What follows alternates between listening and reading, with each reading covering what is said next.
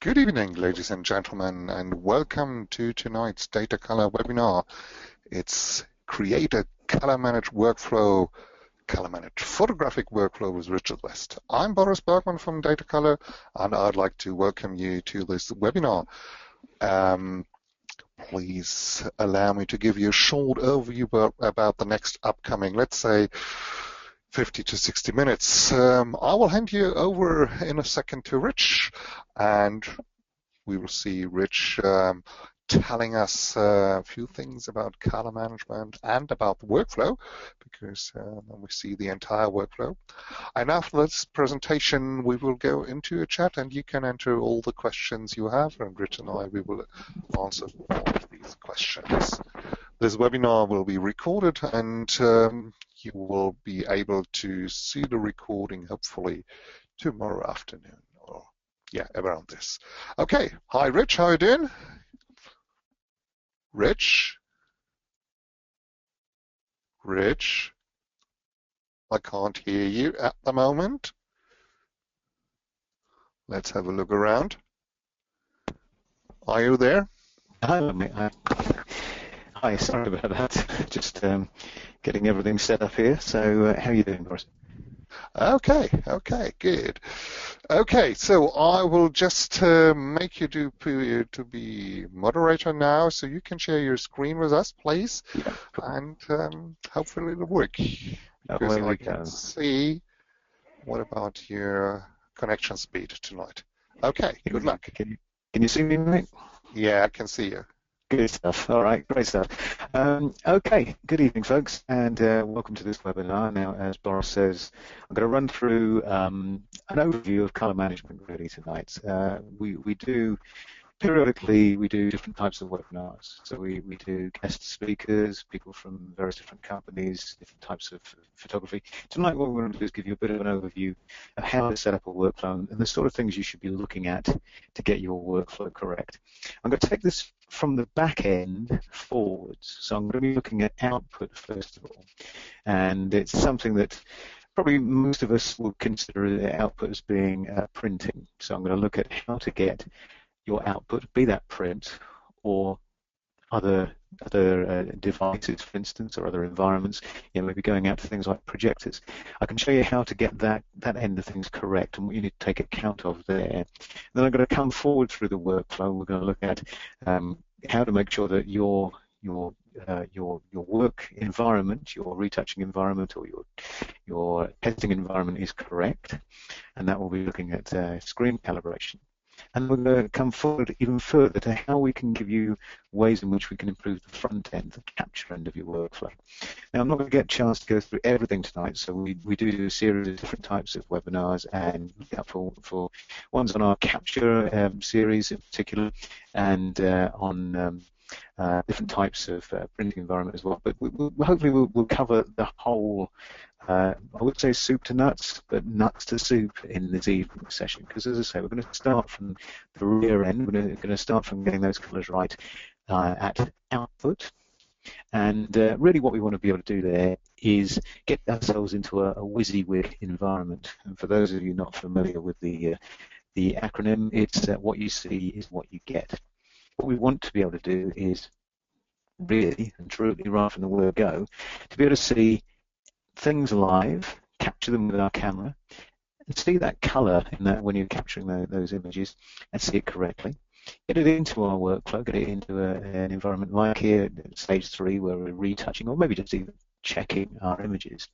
But the idea there is, okay, I've got various different devices that I can be working on, things like my Cintiq or my, in my case, Apple computers, and they obviously come with screens, both on my laptop and externally, and also ISO screens as well I use.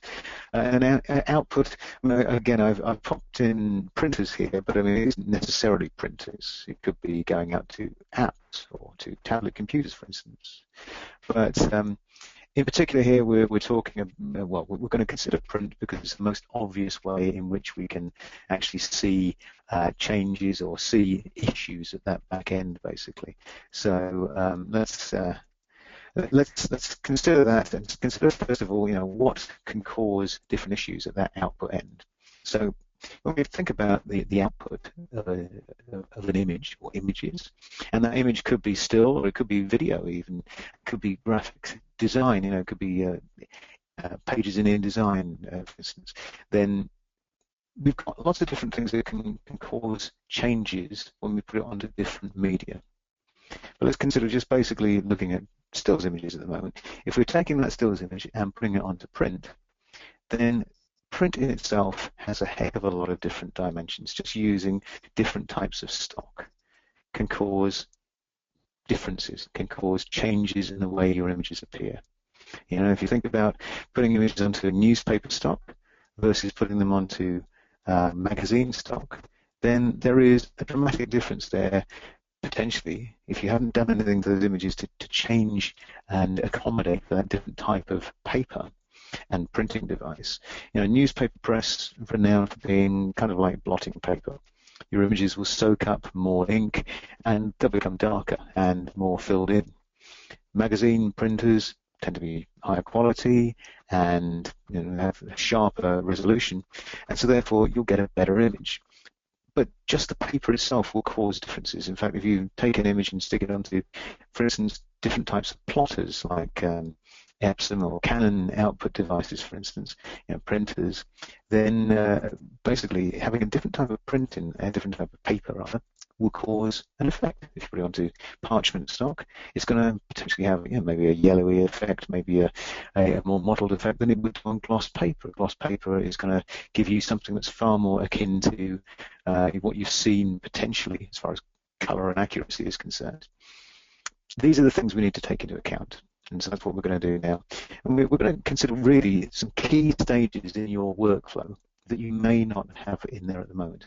So this is that same workflow environment, but as opposed to that initial slide I showed you where we went down to stage 3 and you saw my Cintiq and my Apple laptop screen, my desktop screen there, and it was just one stage and then it was out to print from there.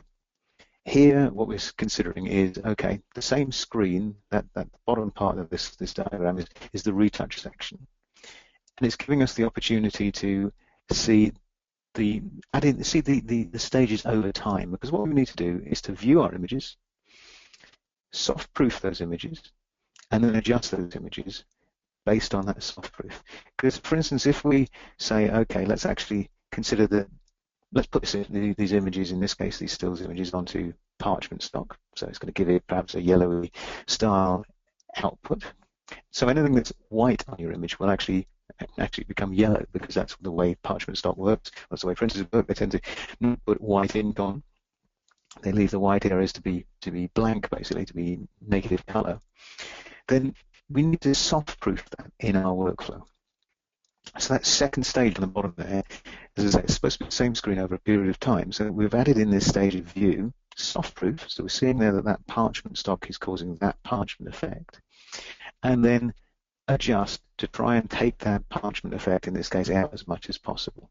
And then, of course, that should, if we do that correctly at that adjustment stage, mean that what we print out actually comes out as near as possible to what we have seen in the first place.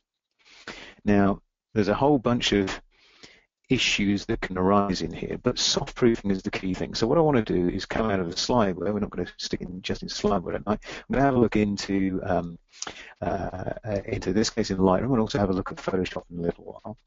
And this is my my Lightroom library. For those of you who don't use Lightroom yet, I have to say it's a cracking product. It really is good, and it's come on in leaps and bounds over the last few years as far as the extra features that have been added in here. And it is a cornerstone, in my case, for a photographic workflow. I organize my images in different folders, and I also not only have this opportunity to put these different projects, if you like, or different collections together, but I can also go down here into this collections area here and create a collection set, which gives me the opportunity to create a set of a particular selection of my images. So this is coming from this travel set. So the travel range basically is this selection of shots here. You can see I've got lots of different shots in here. But basically what I've got here is a subset which I've set up in my collection set. And what I'm doing here is I'm setting up a selection of, or a subset of images in order to whittle them down to ones that I just want to use for a particular output, particular job, whatever it may be. And this is where the joys of working in Lightroom really work well for you, because you can double click here. If I show you how the travel set's made up, basically we've got two different subfolders here: top picks and travel slash pile. You can see we've got 1, 2, 3, 4, 5, 6, 7, 8 images in this slush pile. So these are my backup images, the ones I've rated as 3. And I've got my top picks in here. These are my top 4 shots that I want to be potentially using, and some of those may be exactly the same shot, just in different environments. So this is a castle down in the south of England. Nice little sea otter there, and a shot of New York, basically. Now, you can see here I've actually pop these in. These are based on my 5-star rating. So what I've done is I've gone into the shot and I've just either hit the 5 key in this case, or I've hit this little area down the bottom of the window to rate those shots up. But I can go into my slush pile, and if there's something I want to be working on, or let's just say there's something I want to add into my workflow, so I've gone into this shot, I've then gone into my develop module, I've maybe retouched this to, I don't know, bring down some of that oversaturated, that over contrasty nature, and bring down some of that saturation a bit so that it's not quite so green on those fields. What have I done there? And maybe I want to go into my lens correction areas here, which is another great feature within the joys of Lightroom, and just enable profile, so I can adjust anything in here. I can manually go in here and I can adjust my lens distortions, basically, if I so desire, just going in and changing the distortion. If there is one, nothing evident on this shot. But when I've done that, if I find that, okay, now I want to be working on this shot, I want to output that shot, then I'm just going to go in and click on the 5 key to rate that to 5. Now, instantly that image will disappear from my slush pile, but it will appear. So we had 4 images before, we've now got 5 images in my top picks pile. And this is doing things automatically for me. It's great because it is actually taking all that organizational part that previously I've used separate softwares for, and I've been able to get in here and basically just straight away use the same tool that I'm using for retouching, for organization, and basically use that for rating as well, and help have that little personal assistant that's rating my images here. So it's a great tool, great way of working. And as I say, some of the functionality that they've added into Lightroom now, I'll show you a couple of other bits later on, but there's some superb stuff in there, lens correction in particular, one of those great little solutions there. But obviously we're here to talk about soft proofing. Now, we're in the develop module, and there is a little button marked soft proofing. Now, when I do these events live, I tend to ask the audience, okay, who soft proofs? And I get some yeses, but mostly no's or what's that as a comment. And when I ask how many people in the audience are using Lightroom, there's usually a good 70–80% of the audience that use Lightroom or have Lightroom who are not using it. Well, one of the reasons why you really ought to be using Lightroom is because it's absolutely superb for color management, and in particular for doing things like soft proofing. We're then going to use that to set up a correction, and then we can basically apply that correction to any shots we may be going out to a particular device. So if I turn on soft proofing, you're going to see straight away a change to that image. Now what you're seeing there is emulation. I can hit the Y key and split the screen, so you're seeing the before, i.e. the unsoft proof image on the left-hand side, and on the right-hand side you're seeing that image as it would appear if it comes out to newsprint. Now I can show you that, I can tell you exactly what that is, because if you look over the right-hand side, just under the histogram here, you'll see the US newsprint snap side of things. It says proof setting is set up there, and that's the newsprint that is emulating there, i.e. you know, as mentioned with newsprint, tends to make things, well, in this case, obviously, a bit washed out, basically, no real detail in there, and that's what it's emulating. So it's giving you that opportunity to emulate, in this case, the standard, a generic profile, a generic descriptor profile is the correct term here, for newsprint. And I've got a whole bunch of other ones, other different soft proof profiles in here for the different devices I've got. So, for instance, I've got an Epson printer here with some hot pressed paper on from one of the paper manufacturers out there. Now that's giving us instantly a slightly more lighter type of soft proofing environment there.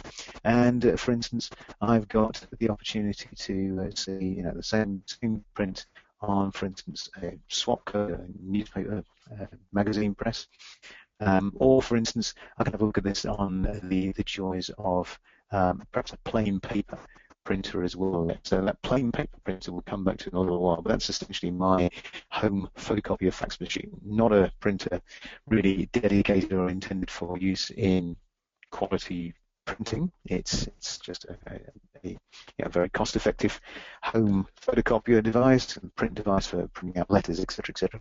But here I've used it, and I've done exactly what I'm about to tell you about. We need to get to this stage. We need to be able to see this soft proof. We need to be able to check how our images are going to come out in a particular environment, such that, okay, if I say, hello, mate. Rich, sorry to interrupt you here. There have been quite a little squeezing in your speech due to the bandwidth at the moment. It looks like we have some interference maybe with the distribution from Microsoft or Windows 10 because the internet is a little bit crowded tonight. So if you would please do us a favor, speak a little bit slower, and if you do major changes on the screen, give you a bit of a chance to catch up. Yeah, that would be great. All right, thanks, Boris. Thanks for letting us know. Sorry, folks, obviously we can't do a great deal about the joys of the bandwidth. We knew tonight might be a little bit tricky because of the joys of being a busy night on the internet, but I'll try and slow down and give you the chance to catch up on what we're seeing. So here what I'm going to do is I'm going to show you the soft proofing on my Epson 1800 print book at home. And you can see on the right hand side of the screen it's making that image look darker than the way we wanted it to look that's on the left hand side of the screen. So what I'm going to do is I'm going to adjust that screen, the right hand side, the image on the right hand side, to try and get it to look as much as possible like it does on the left hand side. So I won't do major changes here because of the bandwidth issues tonight, but I'll just adjust it so you can see some changes here. So we're going to make that a little bit lighter, perhaps change the contrast slightly. And what we would be doing is obviously adjusting things like blues and saturation to get that as near as possible if we were doing this not on a constrained bandwidth on a demonstration. But in this case, I've created this soft proof, and I've adjusted that image there to get it as near as possible. I'm then going to save the adjustments I've made under my developed settings as a preset. And what that's going to do, it's going to create a new preset in this area on the left-hand side here, which basically I can apply those adjustments to anything going out on this particular printer. So I'm going to call this 2, because I've probably got several of these Epson 1800s soft proofs here, but I'm going to create that now. You've just seen it pop in here. And what that means is if I go to any other shot, I can just quickly, if I turn off the Y key so you're not seeing the before and after, I can just quickly apply that same correction factor to the images to change and take out the imperfections due to the printing environment. Now, I'm talking to you about printing environments, but as already mentioned, this is applicable if you're going to the internet. In that case, you probably want to be soft proofing for sRGB, or for a particular output, say something like a television screen or a projector. You'd create a preset and you'd apply that. And the good thing about Lightroom is I can choose all of these images and I can apply that preset to all of them in one click, basically. So very simple to do. So hopefully that's giving you an idea of how to create these presets. Let's quickly just change screens and have a look at Photoshop.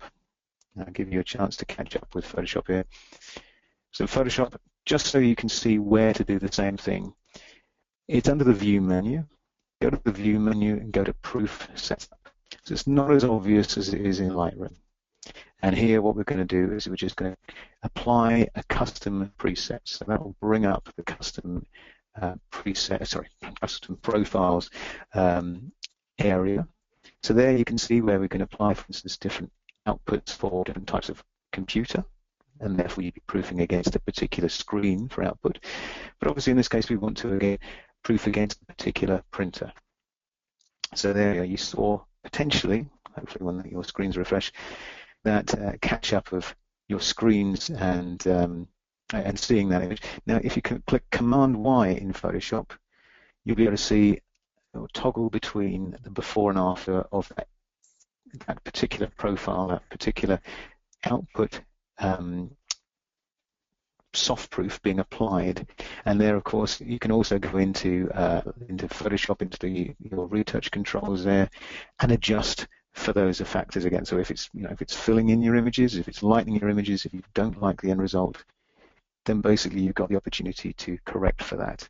And again, you could save that and apply that as a preset within Bridge. It's a little bit more complex, so I'd heartily recommend people using Lightroom in that particular instance. And let me just in case you didn't see this because of the screen, because of the refresh side of things, let's just quickly apply a different one. Let's go back in and apply that Kodak preset or preference profile. So there you can see, hopefully you'll see that definitely changing the image there. We're getting a lighter image, getting it looking actually perhaps better than it did in the first place. This is obviously quite an arty style image I've created here. So actually it may be that when you soft proof, you see that your image is going to come out more the way you want it to look. So that's again part of the soft proofing though. So whether you adjust or not is up to you. At least you know what you're getting. Well, there is one caveat on that. So we'll come back to what that caveat is in a minute, but really what you need to know is how do I get those profiles? Let's just quickly show you what a profile looks like. So I'm going to go into our libraries folder here on my Macintosh. I'm going to go in, and similar path on PCs and Windows. But if you go into your profiles folder, you'll see here's a whole bunch of different types of profiles for your output devices. Now here we've got a generic platinum etching type stock on an Epson, and you can see that's 1.7 megs. Or we've got, for instance, a papyrus style profile, and that's about 1.9 megs. So all of these are very small profiles. And this is where we do, okay, how do I get my profiles to soft proof? Well, there's two things, and in fact you can see, actually before I go back into a slide where you can actually see in the raw slide one of these solutions, and that is a spider print. This is a print calibration device that calibrates your printers and your output and your paper and your ink to give you an exact profile of how your images will look. And the profile, as I say, is that description file. So it takes into account all the different types of stock, different types of printer, different types of ink, and says, okay, this is how it will look. This is the effect that will be applied to it will happen on your image when you print out, basically. So the good thing is you don't necessarily need to have a spider print. So this is not necessarily saying to you you have to go out and get a spider print. However, I'd recommend that basically if you are printing and you are selling those images, then absolutely you should be calibrating your own printers with a spider print. And the spider print is probably the most affordable way of calibrating a print device, basically. It's a specific device for printing. If you're not wanting to get that level of accuracy, then you can use generic profiles. Now that could be from an album company, or a print company. They can supply them. A lot of them pop them up onto their website, for instance. A lot of paper manufacturers and printer manufacturers do exactly the same thing. So you can go and you can search for these profiles, but they are generic. So they're not going to be specific to your printer on that day with that stock, because of course if you think the same printer with the same stock but different times of the year when it's cold or hot, that can have effect. It can make inks flow better or not. It can affect the way inks are laid down, for instance. So that's the choice then. If you're going to be using a different print company to output, absolutely talk to them and get those print profiles. And you can pop them into your profiles folder on your Mac or your PC, and you can soft proof in programs like Lightroom, like Photoshop. Lightroom would be my recommendation. You can obviously simulate these printers yourself, as I say, and that's where the spider print comes in. So if you want to do it yourself, then the spider print is a USB-based device, comes with Mac or PC software, and it specifically is calibrating output for print on paper. So you print out the little test chart you can see there on screen, and in fact there's lots of them, so there's various different iterations of test charts. You can produce more finer grained ones depending on how accurate you want to be, and you produce those and you just run across them. You can see there, in fact, the plastic device sitting on top of the paper is actually a guide for how to scan your each line, a line at a time of that print stock. So you've printed out the images, or the test images, the test grids there on the relevant paper and the relevant stock, and you're just going to run this device over it using that guide to keep you on top of one line at a time. And it's a manual process. It probably takes about 10 or 15 minutes to do a different type of stock, one stock, and you need to do it for every type of stock and every type of printer, because of course they can have dramatic differences. And when you change stock and when you change ink, you should recalibrate as well. So hopefully that's giving you the idea of how to do this if you want to do it professionally, basically. The key thing, whether you're doing it yourself or whether you are using supplied profiles either from a print manufacturer, a paper manufacturer, or a printing company, you need to be looking at your images to do that soft proofing process on a calibrated screen. This is the key, most important part, because getting profiles, if you are using supplied profiles, is free or should be free. So that soft proofing stage against those profiles, if you can get those generically supplied profiles, that should be something you just pop in. You should be able to download from websites and use the soft proof and then adjust accordingly. Or if you want to be really accurate, and you as I say, if you're selling your images, absolutely you should be profiling yourself, getting a spider print, profiling that back end, and therefore, okay, there's a cost to a spider print, £200 or £300 basically, or equivalent in relevant currencies. But ultimately, that's going to save you a heck of a lot of ink, heck of a lot of paper, and wasted paper if you end up trying to get your images looking good just by manually adjusting and changing things and then printing out again, seeing if it's gone correctly. So a great device if you want to save yourself some ink and paper. But key thing is this: ignoring the print side of things now. If your screen isn't calibrated, and ignoring that soft proofing now, we're looking at, again, the bottom part of this diagram is supposed to be showing you the same screen over a period of time.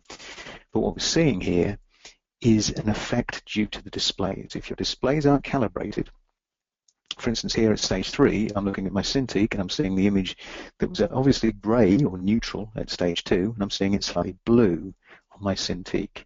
I'm seeing it slightly green on my laptop, on my desktop screen. And so in this example, what I've done at stage 4 is try to remove that green cast to get it back to stage 5, where it's looking pretty much the same as what I was looking at 2. Now, ironically, what that means is I've trusted my computer screen over my Cintiq. Now, in this case, actually an Apple screen like the one on the diagram isn't actually as good color-wise as the Cintiq, but we'll come to more on that in a minute. The key thing we've done is we've ended up with, at stage 5, an image that on screen looks the same as we saw it in camera, but actually when we print out, it's going to come out looking slightly red, because what we've done is we've removed green that wasn't there. We've removed a color cast that wasn't there because our screen wasn't calibrated.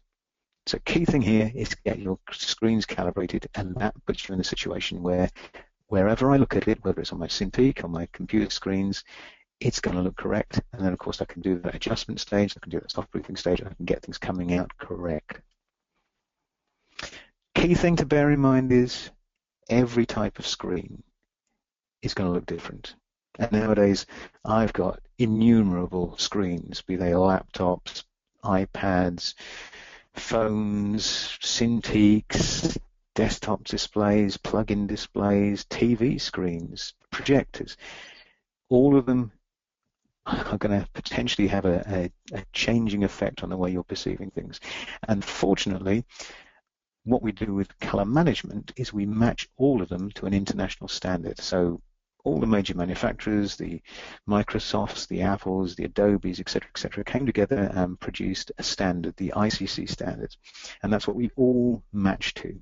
And that's what, basically the thing I'm going to tell you about now, a color calibration device for screen allows you to calibrate your screens to that standard. So the good thing is it takes into account, if you're calibrating, aging processes as well, because screens age. I had a laptop last year that lost 6% of its color capabilities over 6 months. Now, fortunately, because I calibrate and because I keep a track of that calibration, I was able to go back to the manufacturer and say, new screen, please. And in fact, they swapped out the whole machine, which is great. But you need to take into account that things will change. And of course, your eyes will change as well. But what we need in order to solve this is a calibration device. So we've got something in the form now of the Spider 5. That's the Datacolor's latest device for screen calibration, which can calibrate projectors. It can calibrate laptop screens. It can calibrate desktop screens. It can calibrate TVs, you name it. And most importantly nowadays, it's already now been upgraded to handle 4K and 5K screens because they're becoming much, much more prolific now, as you'd expect. It's also calibrated for work with curved screens, or built, I should say, not calibrated, it's built for working with curved screens. So the device, compared to the Spider 4, which I had previously, has been improved. And it's also very much a mobile device nowadays. So I love the fact that I can carry this with me everywhere. It's got a built-in lens cap for use on the move. And the software is very simple to use. It comes with a nice little wizard nowadays, which just takes you through all the steps, explains anything on screen, basically. That's on the right-hand side of the screen, as you can see it there.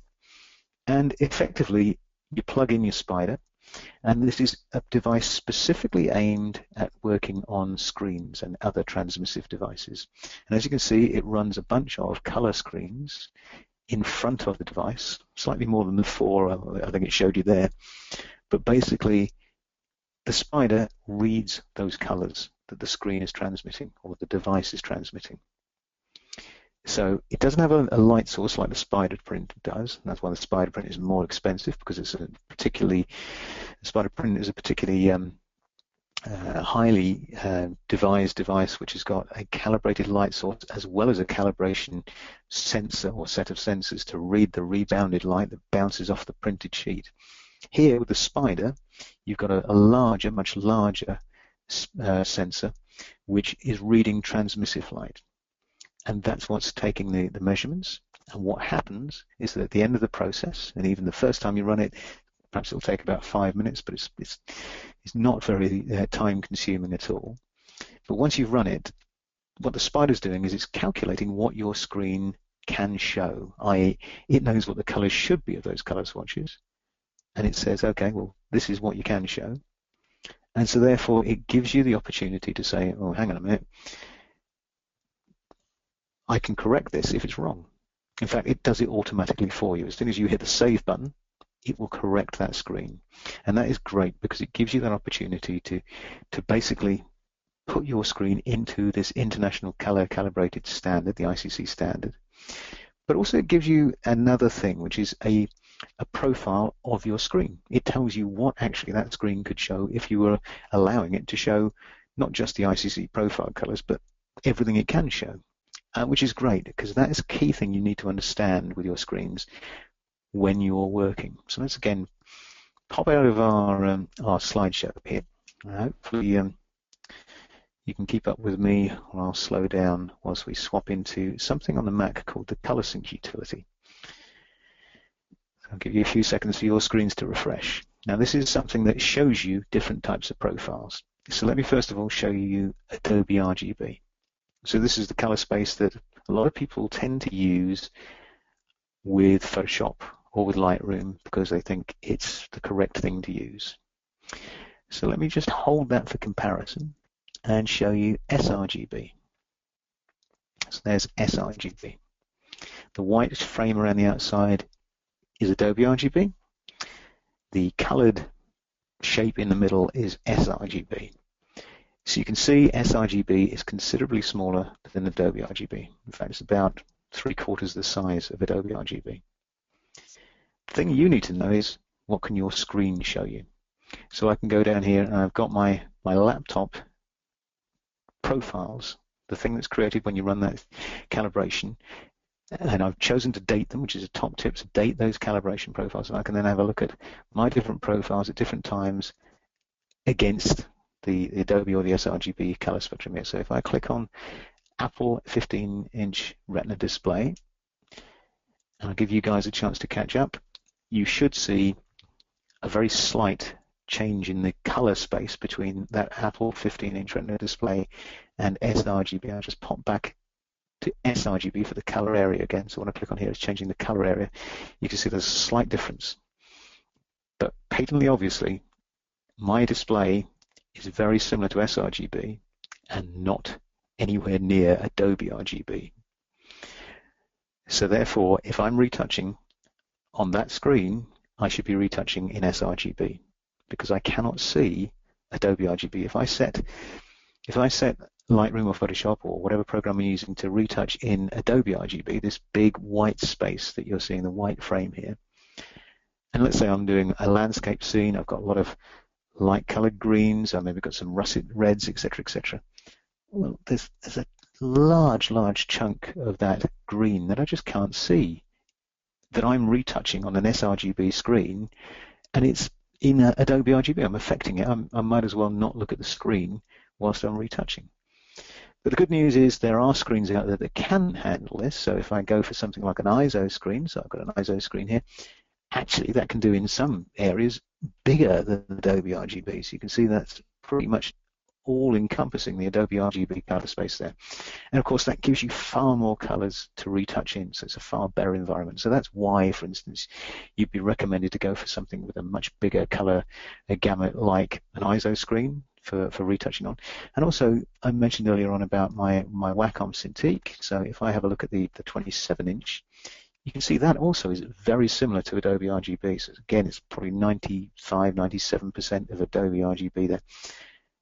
And that means, again, I can be retouching. So the Cintiq, you know, it's a nice plug-in tablet screen for your computer. And you can use Wacom tablets, you know, the pen stylus is on there, and work as if you're working live on digital paper. But it's not just something that's handy for that, or excellent, if I should say, for that. It's actually an excellent color screen. So this is why you pay quite a bit of money for a Cintiq 27-inch, but it's worthwhile if you're doing this as a serious pursuit. Basically, you want to get the best out of your images. So let's pop back in, and you know, the good news is a Spider 5 can work on all of these different screens, as you've seen here. It's very simple process, as I say. You just got that running the software on screen, plugging the device in, runs the software that color swatches, and then you can basically just save it, and that will give you the opportunity to see the before and after, i.e. your uncalibrated screen versus your calibrated screen. But also it gives you that profile. So just date that as a top tip, just so you know where you are.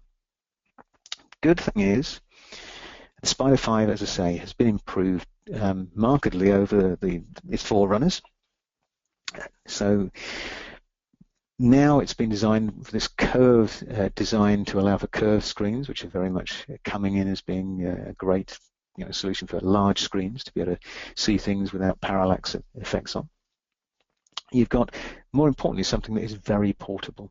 So the optics and the sensors in there are encapsulated to make them secure and sort of bounce and bump resistant. So you can easily pop that lens cap on, which also acts as the counterbalance when you're using it on screen to adjust where that spider is hanging and get it in the right place. And it gives you this opportunity basically to calibrate that screen and have it everywhere you go.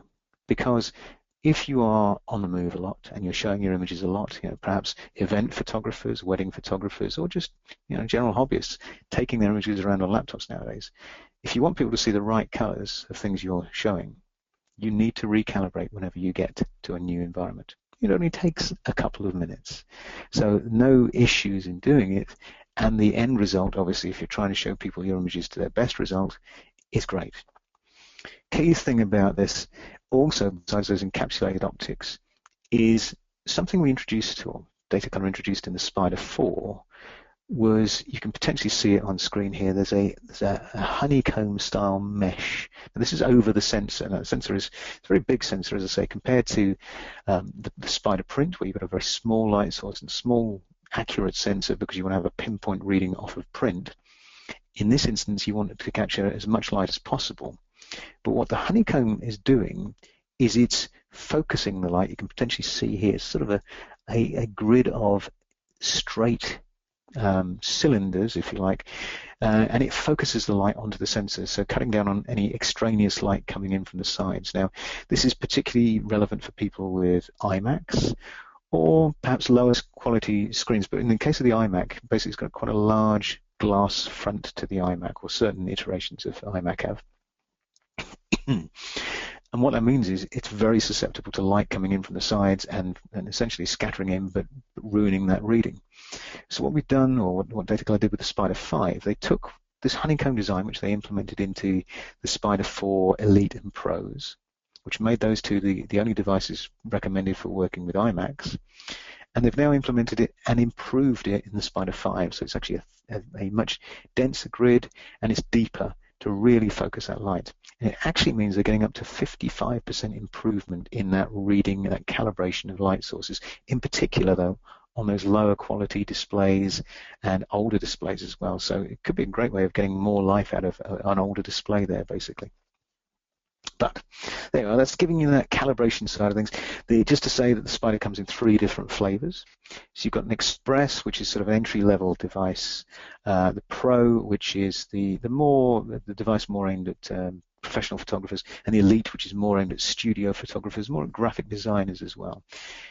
Key differences, and there are lots, but basically if you go to the Data Color website, you'll be able to find more on this. But the key issues, the Express doesn't have the ambient light sensor activated. The Pro does, and that means that if you are working on the move all the time, the ambient light sensor is checking the light surroundings that you're in and adjusting for it and telling you how to compensate for that. There's other things like different levels of gamma and white balance and so on that you get more control of with the Pro, but that ambient light sensor is a key thing. Previously, the Express, the version 4 of the Express, was a standalone device. You couldn't upgrade it. But now, key thing to bear in mind that you can buy the Express, and it's the same physical unit as the Pro as it is with the Elite and the Spider 5s. So at some point, there will be an upgrade potential there.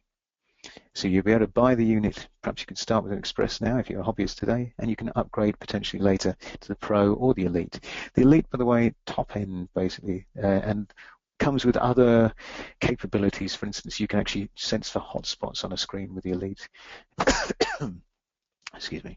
You can also do things like being able to pop in your own images into the software to see the before and after as far as that image is concerned with the Spider 5 Elite.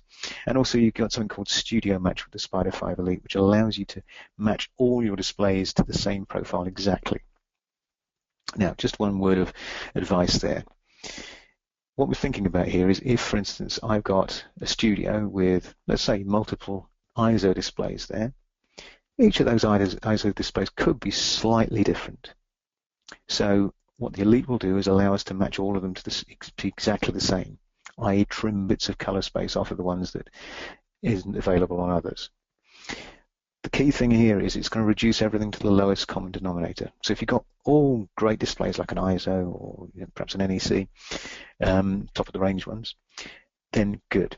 But if what you're doing is you're working in an environment where you've got a laptop screen, say like the ones that you saw earlier on with that sRGB capability, which most laptop screens are, and you've got a bigger display that can show that Adobe RGB color space like my Cintiq there or like an ISO screen, then actually you're going to end up reducing those bigger screens color spaces down to the sRGB capabilities of the lower screen.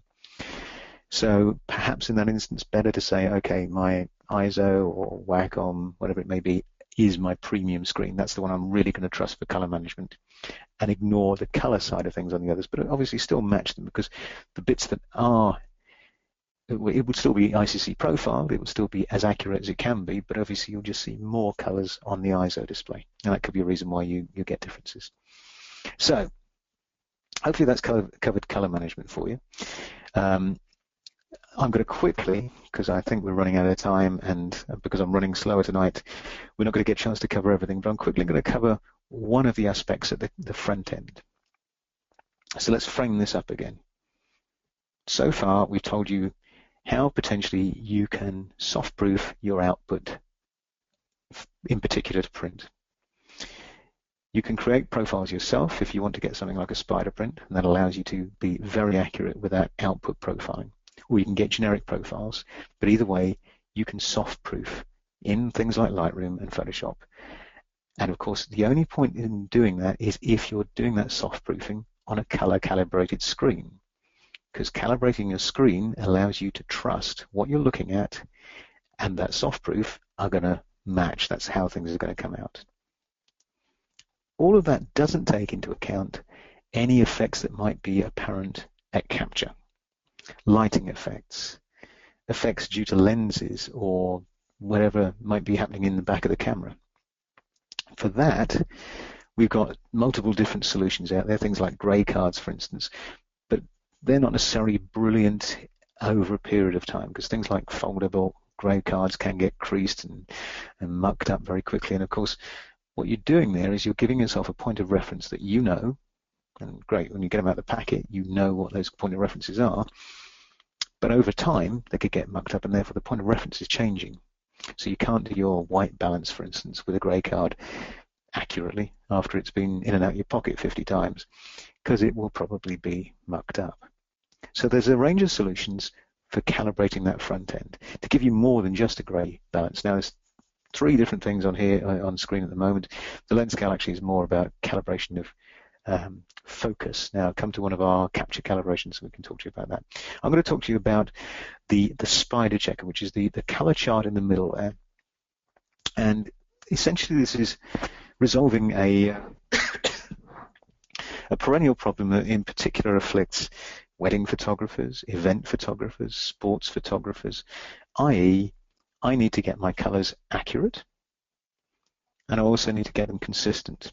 Classically, in weddings where you've got the same subjects, i.e. the same models, in different lighting conditions, i.e. in the reception, in the church, outside, there's a risk that can look entirely different color-wise in all of those environments, and therefore really it makes you look unprofessional, basically, whether it's a hobby or a profession. But obviously, critically, if it's a profession, you don't want it to look as though the bride and groom or your subjects have gone and got a suntan and also basically changed clothes in the middle of your shoots.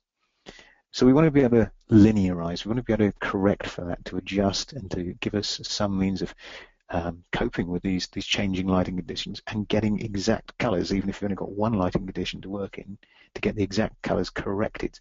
So you need to pop into your workflow a frame of reference. And that's exactly what we've got with the spider checker. And this is the device you're seeing hopefully any second now on screen. And it's a color card. It's got 48 color swatches in there. It allows you to do white balance, but it allows you to have essentially 48 colors to known colors as well that you can actually correct against. So you shoot these and shoot it once in each lighting condition. Now in this case you can see the model in this case is holding it, but it can be tripod mounted.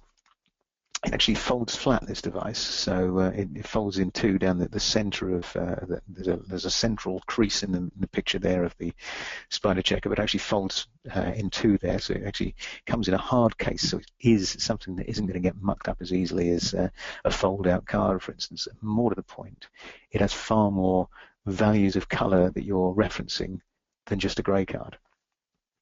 So let's quickly pop into Lightroom again, because again we're going to be using Lightroom to adjust our images here, because that's really going to be the best place to do it, because again what we can do is we can adjust and create a soft proof and create a preset down in our presets area here in the develop module. So let's just choose a particular set of images, and I apologize for any any hard and fast and quality wedding photographers out there, hey, these are my images.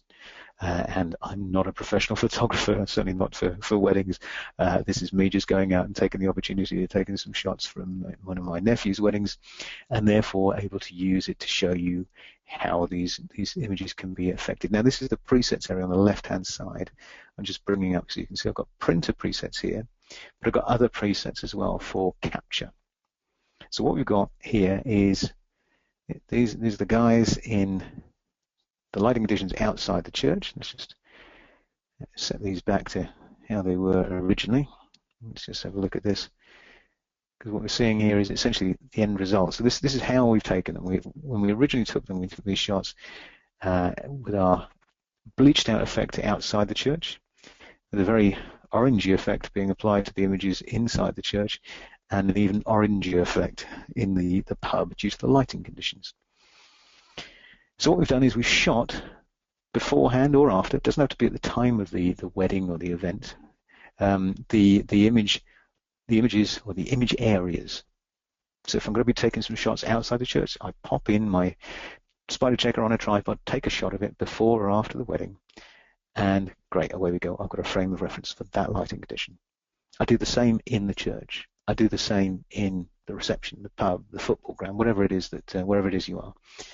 I then take those images and I then crop them down. Now, key thing here is the device we're talking about is quite large. It's probably AA5 size. And that is important because it means it's big enough that I can shoot a group scene, or the area that I'm going to be doing my group scene in, and have that dropped in there without having to zoom in just on the spider checker, just on this color chart to actually set up the profile. Because there, if you end up with a small device, sort of hand-sized device or smaller, that's no good in a group scene. It's fine for something that you're going to be doing in macro photography, but you need to be able to photograph your color chart in the same size of area that you're going to be shooting your group scenes or your model scenes later on, because that way your camera will be metering for the lighting conditions you're in and not just for the card itself. But once you've shot it, you then crop down. So once I've shot the device, I then crop down. I then do three very simple things. I check my white balance. So I go in and get my white balance tool in Lightroom, for instance, and I set that to one of my gray squares here. We recommend this square here. We then check our white levels, and that should be about 96.1. Now, if you look at the histogram on the right-hand side, you'll see 96.1, 96.1, and 96.1. It should be 96.0, actually. So it's about right. If it's not quite right, I'll just use my exposure slider to adjust that to get the exposure correct. Because what we're doing here is we're correcting our exposure. We're then correcting our shadow end, or our contrast, basically, and we're going to do that using the black slider. So this should be 4% on average reading in this square here. Now I can see it's a little bit low, so I'm just going to bump that up at just a shade, and that's not enough yet. Let's just boost it a little bit, and once we get to something which we think is going to be about right, then okay, maybe I've gone a little bit too far there, but you get the gist. Essentially, I'm getting my contrast correct because I'm setting my exposure correctly, I'm setting my shadow correctly. Those two readings, 4% and 96, adding together to 100, are the only two squares you need to worry about or know the readings for, because the rest of it is done by the plugin that comes with Spider Checker. It's a plugin for Mac or PC, and it basically gives you the opportunity for the software, the Spider Checker app, to read all 48 colors simultaneously and create a preset automatically for you that's going to be something that you can apply to those images. So you can see here, it's quickly done an update for my images. It's also got checked to see if I'm using the 24 or the 48 patch, because there is a 24 patch version of this, but it doesn't come in a nice solid holster, but it is perhaps more of an entry-level price point. And what we've got now, we've got the app open. I've got my sample points, which I'm just moving around in front of the cropped image that's open in the app here. So I'm just going to set those over the squares. Once I've done that, I'm going to hit Save Calibration, and that's going to create a preset. What happens is automatically the software takes the little squares and reads the color behind it, in effect, and checks how far that is out from what it should be, because it knows what every one of those 48 colors should be, and it's coming up with a correction factor for those colors. So hit save calibration, give it a name. We're going to call it, what, Cal 3 for want of a better option. I think I've already done that, but quit. And then basically in our Lightroom area over here, actually we need to quit and restart for it to pop up, rather than again cause you screen worries with me restarting the software. You're going to have to take my word for that, but basically it will pop up within our preset area as soon as we've restarted. So the idea here is you would actually do the calibration for each of your lighting conditions at the end of the day, or when you need to do so.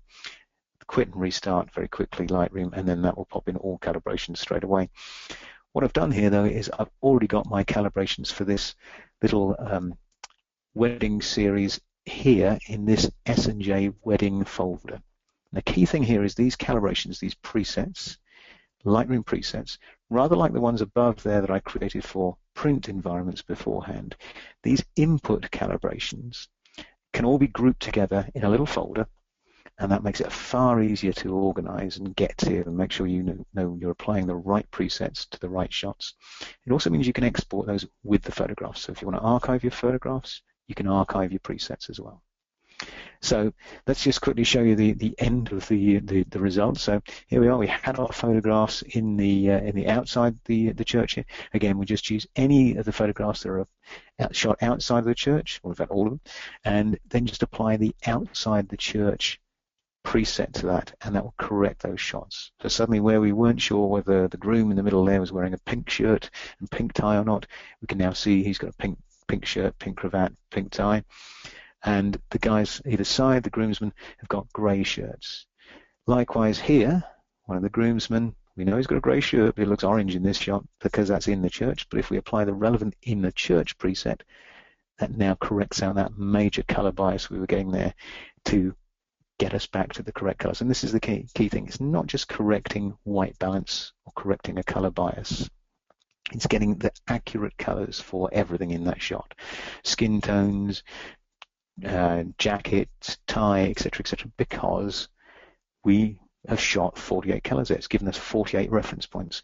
And lastly, of course, that big color change we've got in the reception area there. Let's actually just apply this inside reception preset, and again correcting that. So now again we can see the groom's got the pink cravat and pink shirts on. Groomsmen have got grey shirts, and the skin tone's correct.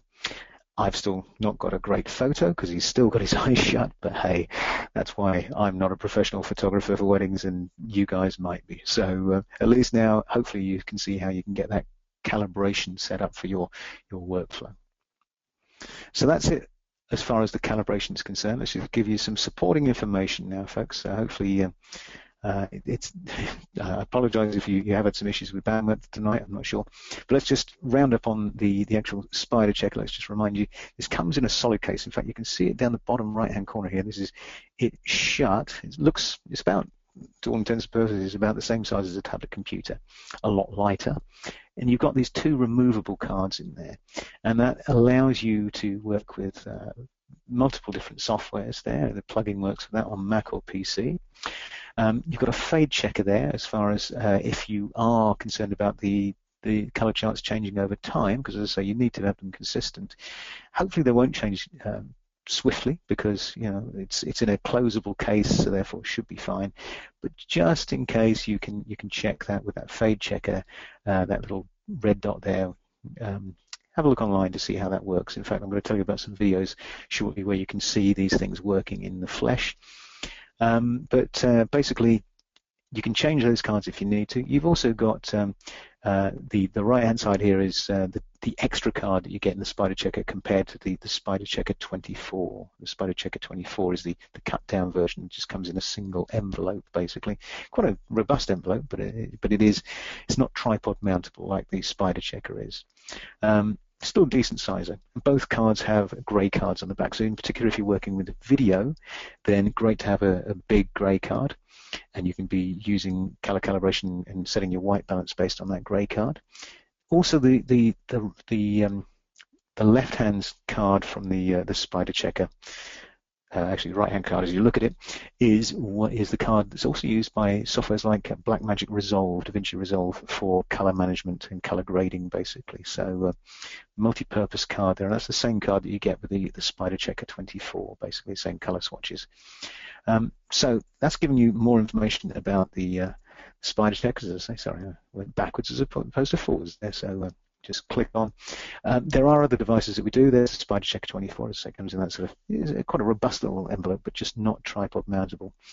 And that's really our color capture workflow there, from start to finish, or in fact from output back to the start there, as we've done it tonight.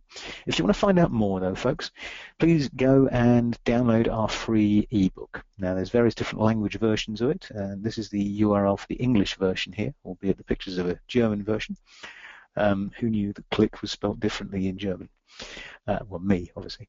But there you go, that's where to get your ebook, 90 plus pages of gripping detail. Now the Spider 5 has only been out very shortly, I think about a month or so, so therefore the ebook hasn't been updated yet to Spider 5. It's still talking about the Spider 4, but to all intents and purposes the science behind it is the same. Datacolor have just improved the actual Spider physically now on the software there.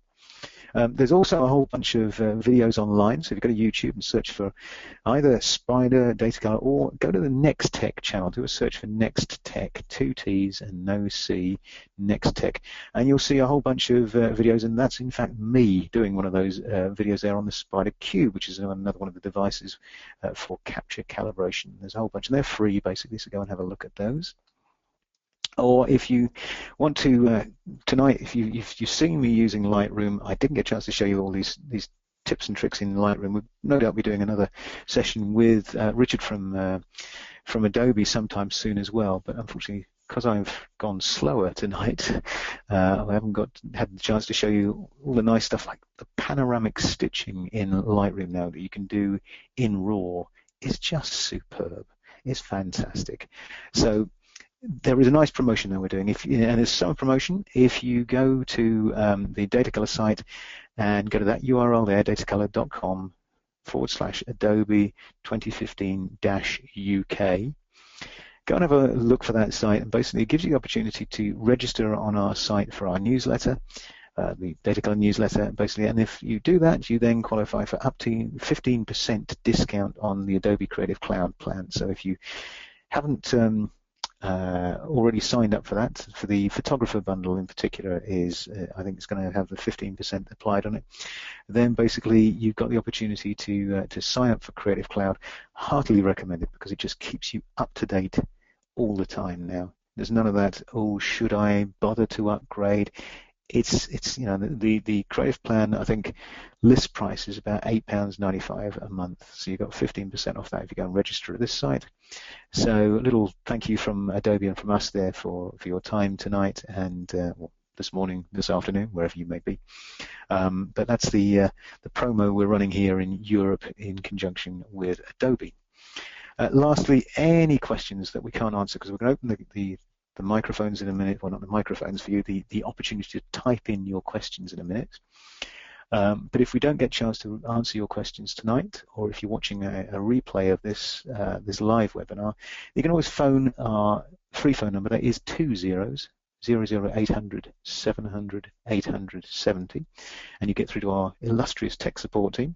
Or likewise, if you go onto our website and search for support, and you can pop into that URL there, http://support.datacolor.com, to get access to our ticket support line. That's it from me, folks. I'm going to say thank you now. Hopefully we've if it hasn't been too much of an issue with bandwidth tonight, you've been educated to some degree on the session tonight.